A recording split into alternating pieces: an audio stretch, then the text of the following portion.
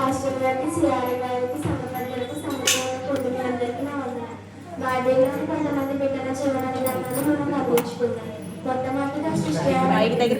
మొట్టమొదటిగా సృష్టి ఆరంభంలో ఆదాము జన్మించిన కయ్యేను, హేబేలు ఇద్దరు సహోదరులు ఉన్నారు. ఆదికాండము 4వ అధ్యాయం 1-2 చూసినట్లయితే ఆదాము తన భార్య అయిన హన్న కూడినప్పుడు ఆమె గర్భవతి అయి కయ్యేనును కని యెహోవా దయ వలన నేను ఒక మనిషికి సంపాదించుకున్నాను.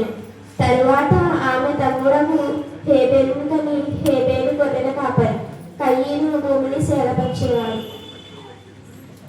వీరిలో పెద్దవాడైన కయ్యేను తన తమ్ముడైన హేబేలు మీద కోపము తెచ్చుకుని అతనిని చంపాడు.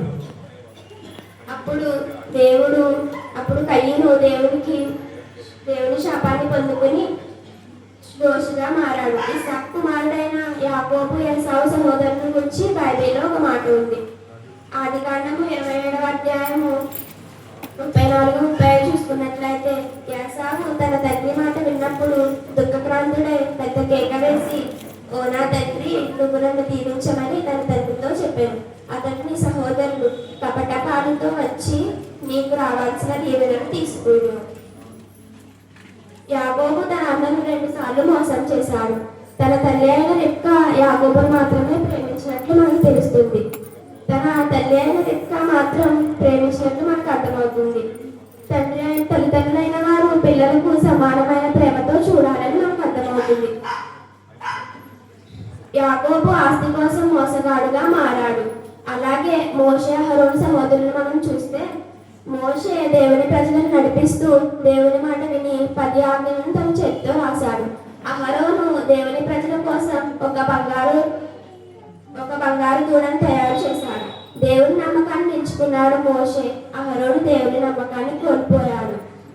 అలాగే యాకోబు కలిగిన కుమారులను మనం గమనించుకున్నట్లయితే చిన్నవాడైన యోసేపును చంపడానికి తన సహోదరులు కలిసి దురాలోచన చేశారు.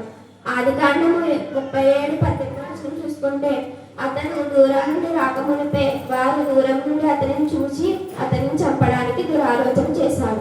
కానీ దేవుడు యోసేపుకు తోడై ఉన్నాడు కనుక యోసేపు వర్ధిల్లుచు వచ్చాడు.